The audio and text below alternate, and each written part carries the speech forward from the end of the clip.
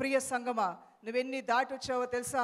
నీ కుటుంబ స్థితిగతులను దాటొచ్చావు, కులకట్టును దాటొచ్చావు, మతకట్టులు దాటొచ్చావు, సంఘకట్టులు దాటి వచ్చావు, ఆచారం అనే కట్టును దాటి వచ్చావు. ఎన్నో కట్టులను దాటుకుంటూ ఈ రోజున ఎంత ధైర్యవంతురాలు అయితే నువ్వు ఈ రోజున దేవుని కోసం నిలబడగలిగావు, ఎంత ధైర్యవంతుడు అయితే దేవుని కోసం నిలబడగలిగావు. మీకు తెలుసా, మీరు అనుకుంటున్నారు మేము భయస్థులము, మేము పిరికివారమని. మీరు భయస్థులు కాదు, మీలో ఉన్నవాడు లోకంలో ఉన్నవాడి కన్నా గొప్పవాడు దైవజనమా. ఎంతోమంది మీలాగా ఈ యేసయ్యను అంగీకరించాలని ప్రయత్నం చేశారు. ఎంతోమంది యేసు ప్రభువుతో సహవాసం చేయాలని ఆశపడ్డారు.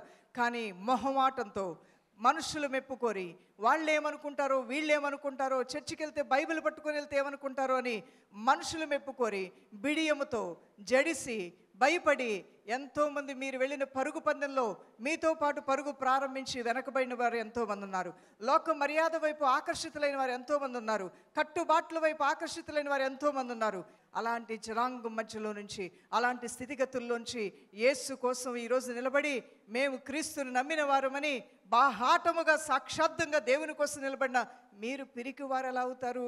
మీరు ప్రత్యేకించబడిన వారు, మీరు రాజవంశీయులు, మీరు గనులు, మీరు ధైర్యవంతులు, మీరు బలవంతులు, మీరు శూరులు, మీరు జ్ఞానులు. మీకు రక్షణ మార్గం అంటే తెలుసు, ఇరుకు ద్వారంలో ప్రవేశించడం ఏంటో మీకు తెలుసు, విశాల మార్గంలోకి వెళ్తే నిత్య నరకమని మీకు తెలుసు. మీకు మీరే ఈ లోకానికి వెలుగై ఉన్నారు, మీకు మీరే ఈ లోకానికి సువాసనై ఉన్నారు. ఇలాంటి అద్భుతమైన వాక్య సందేశాలను మరెన్నో వినాలనుకుంటే సిస్టర్ శైలపాల్ యూట్యూబ్ ఛానల్ను సబ్స్క్రైబ్ చేసుకోగలరు.